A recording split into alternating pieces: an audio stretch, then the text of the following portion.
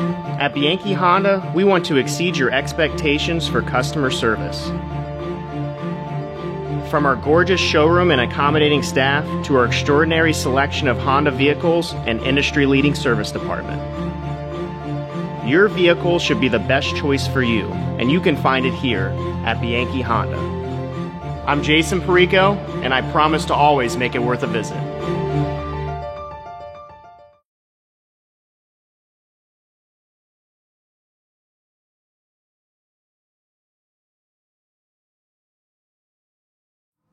Coach, let's take a look back at California, PA.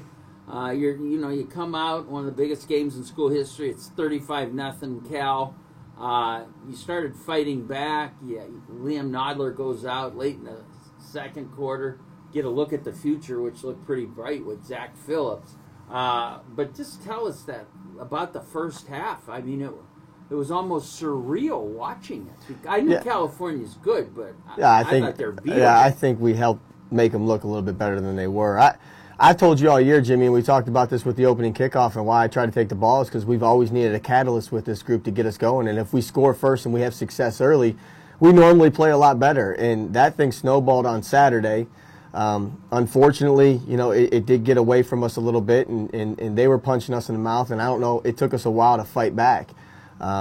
We got to be able to step up in those situations in big games and big moments and not let the situation get bigger than us and start playing with some passion, in the love of football as opposed to just emotion. I don't know that this group plays well on emotion. I think when they're methodical and they know their assignments and they know where to be, they can let their athletic ability take over.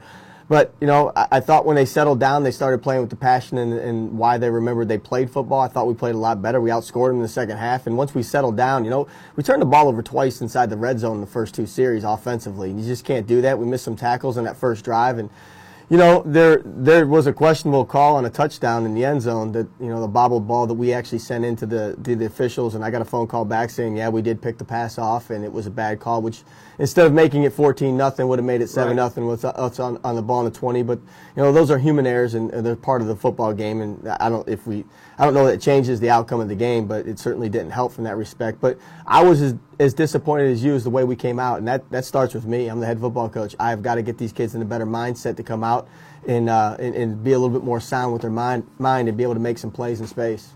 It's 35-7 at the half. You get the second half kickoff. And I'm thinking, boy, you come down, if you make it 35-14, maybe all of a sudden California feels a little pressure. You don't move the ball, but they don't move the ball. Your defense, I was going to say, believe it or not, you know it better than I do. They had several stops to give your team a chance of getting back into it. So they stop Cal. You make it 35-14. Defense stops Cal. You guys go down. You're going to have it 1st and 10 with a lot of time left in the third quarter. 1st and goal on the 2, and there was a holding call. Now, I can't sit here and say I didn't see or did see holding.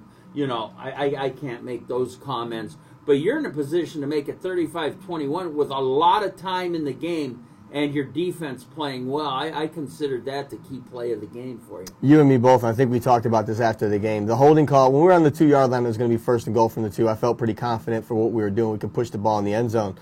But unfortunately, we've got called for that holding call that, again, it's a human opinion at times, and I'm not going to sit there and say whether or not I agree with it, but we have to overcome those things when they're called during the course of the game. But we took a sack after that, and next thing you know, we're making it 2nd and 25 or 2nd and 27, as opposed to making it something manageable with a new quarterback in the game. But I absolutely thought that if we could score there and make it a 14-point game, there was still 7 minutes and 30-some seconds left to go in the third quarter. You're talking about a 2-score game with a ton of momentum on our side, and the fact that we were going to have the slight win that was out there for the fourth quarter. So, yeah, I agree with you. I thought that was the call of the game because we didn't get any points out of it. And I think if we stick it in there, momentum's on our side because this team plays off of momentum and someone being a catalyst. And I thought there was our opportunity right there. So it did put us back. And, those things are going to happen during the course of the game. We have got to learn to overcome them and still find a way to get it done. And as I said, the face of the future was there for a lot of the game, just over more than a half. Zach Phillips, how did you rate his performance? I thought he did really well for the first time, getting a lot of reps during game situations. You got to remember, he doesn't run with the ones in practice. So some of those kids, the receivers, they're new for him to throw to. He has some individual drills, and we get him into some one situations when Liam's there. But all of it was new for him. But he pushed and forced with his feet instead of pushing the ball in certain situations. He had some of the interceptions are good learning examples for him. But you see, athletically, he can make you right when everything else breaks down because he's fast. And the biggest thing about that young man is he is about as competitive as a football player as you'll ever find. And he loves to compete. He's the coach's son. I mean, he's going to be a really good one. And there's going to be some ones that are coming around him in the future that's going to make that offense just as explosive as it's been. But you see the ability that young man has because we stuck him in the game to run the football before that. You can see he can throw the ball. Yeah. He's not void of talent when it comes to that. So we're excited for the future, whenever that starts with him. I guess one question I need to ask, Liam Nodler went out late in the first half. Will he start against IUP? Yeah, everything came back okay with him. Liam's practiced all week, so we're good to go. Well, that is just so good with somebody that's had that kind of career again and seeing that, he'll be starting. He's the only kid that's ever started football games as I've ever been a head coach. So at some point it's going to have to happen a different way. I know it, and more than likely it'll be Zach Phillips at some certain point in time. But Liam's a superstar. He's earned the right, and he's a heck of a kid. And this program's where it's at has a lot to do with Liam. Tell us about some of the good news Liam got. Yeah, the field. Yeah. He got invited down. He was one of the 22 players in the country that received the help me with this the All-State Good Works. Yeah, the All-State Good Works team. So he gets invited to the Sugar Bowl, gets to go down there, gets introduced at halftime. I don't know exactly the details. I know he got an email today kind of explaining. All expenses paid. Yeah, all expenses paid for 3 days to go to see one of the prep games to see who gets to go into the national championship. But I think it's great for Gannon University. It represents us in a different way for someone doing something that is beyond the sport of football. And the kid's such a great kid. I'm really happy for him. It's going to be exciting for him. He gets to go down the field and see what that atmosphere is like, and gets to take a guess. I think he's taking his dad. I'm not exactly sure he's taking with him, but he's done that. He's done that because of his work in the community, and I'm proud of him for it. All right, outstanding. After the game, was there any major disappointment other than the slow start?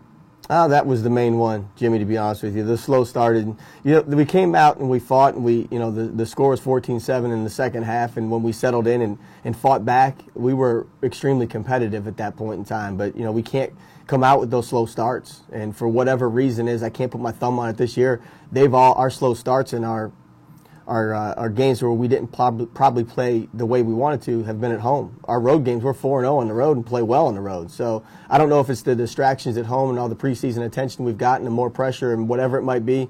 But right now we're a team that goes on the road and plays really well. Awful chippy game.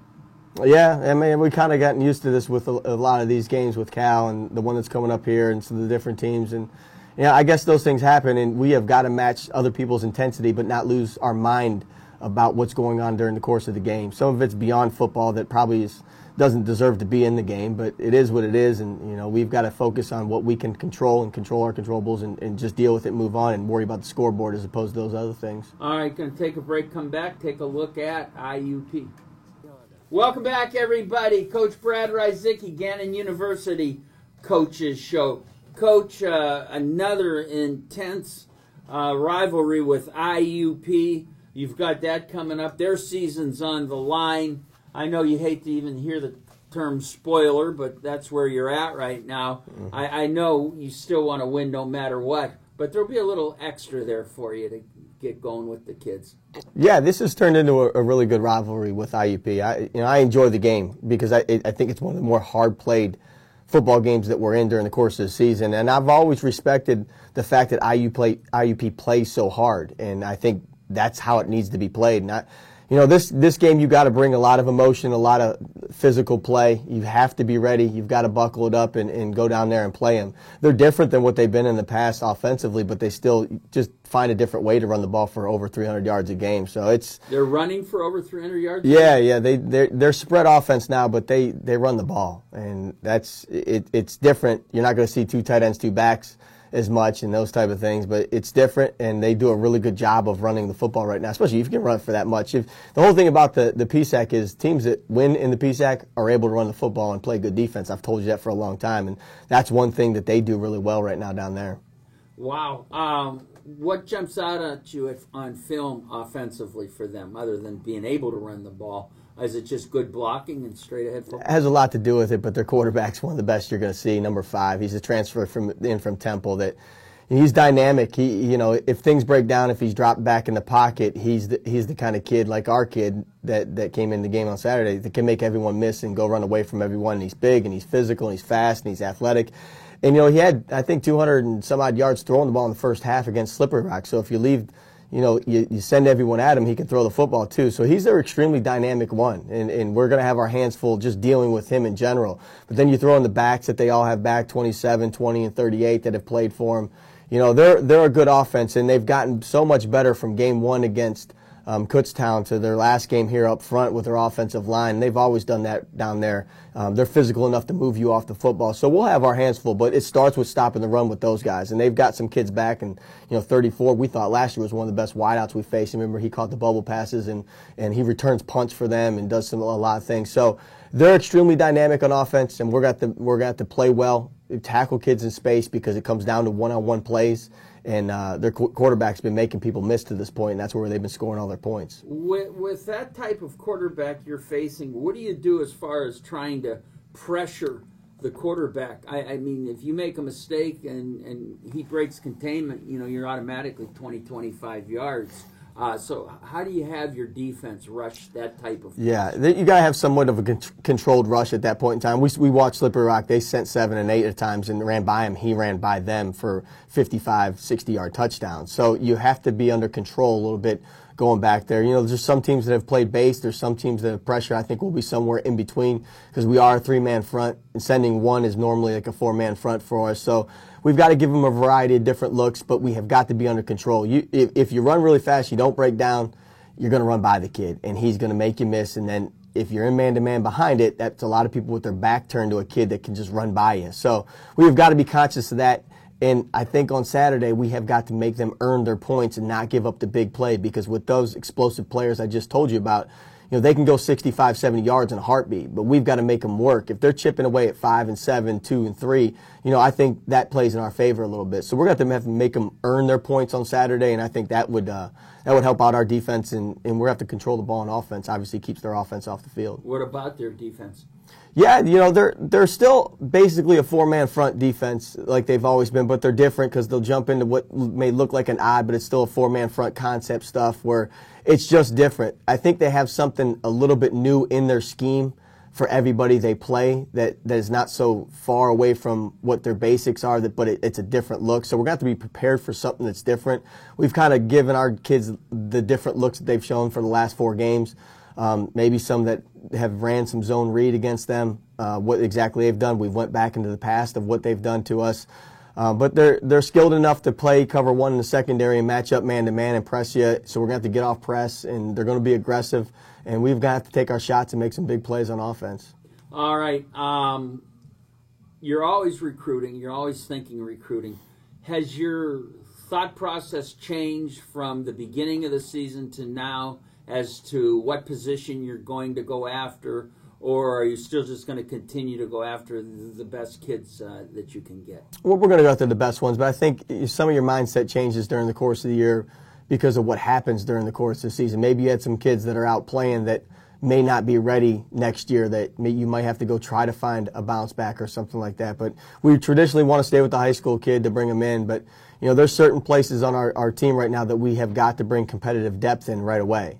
And there's other places where we can bring in kids to be able to redshirt and develop them. So we're looking at all those things, and they change. They absolutely are fluid during the course of the season, depending on how our season's going and what we think from a talent base with the different positions. But I sit down daily with Coach Wolf, and we go over our recruiting coordinator, and we're in contact with all those people. So yeah, it's with 18 seniors graduating and some different movement with our football team, we have the ability to bring in quite a few players next year. And I think we're excited from a staff because we love to recruit from that standpoint. And if you remember these 18 seniors, I don't want to say I inherited them. inherited most of them, but if they're fifth-year seniors, I took this job 4 years ago, the rest of them behind them are handpicked by this staff. So all those kids have just played for me as head coach. So we're excited about what's coming down the pike and the kids that we're going out to get right now and what the future holds. But yeah, recruiting's going to be a big deal for us. How many kids redshirted this year? I think we counted them up, and there was 18 at this point in time. We had to burn a lot of them. We had to burn 7 that we didn't think we were going to because of injuries and different things that happened during the course of the year, Jimmy. And that's just one of those things. You have to flow with the punches, and I don't use it as a crutch or an excuse because I'm not going to say youth is our issue. Those kids are talented enough, and they have got to get better from game to game. But there's 7 kids that we burnt their red shirt this year that we were trying to hold on to it that never did. They never traveled to Southern Connecticut with us. But because of the way the season played out and because this is a tough physical game, injuries happen, and those kids had to step in and play. All right, you're redshirting a large number of kids, and you're losing stars. There's 18 seniors. You're losing Justin Ham and Liam Nodler and Brock Jones and linebackers and everything. So you're not only having to replace kids, you're having to replace 3-4 year starters that are almost superstars. Yeah, that's where I love the challenge of getting those kids prepared and ready to play. I'll take talent over experience all day of the week, and that's partly our job to go out there and find the talent. But I look forward to those challenges. I look forward to getting the new kids in there and seeing what we got. And you saw the future at our quarterback. I mean, that kid went in there and played, and that's how we're preparing them, and we're hoping to do that with every position. I can name a lot that are going to replace the kids that are out there that have been superstars for us, and I think we're going to be the same, if not better, as this thing goes on. Because I tell all those kids when we go on the road recruiting, my job is to go out and find kids that are better than you, to sit you down, to produce some type of challenge and some competition out there. So I'm excited about that part of it. We need to get through these last couple of games and see where the chips fall at the end here and make sure we play this string out. But I'm always excited because I think we're in a place where this is a program and not just a quick fix. So we may lack in experience, but I think we're still going to be talented from here on out. All right, Coach Brad Rysicki, best of luck. See you in IUP. Sounds great, Jimmy. We'll be back. Wrap this up.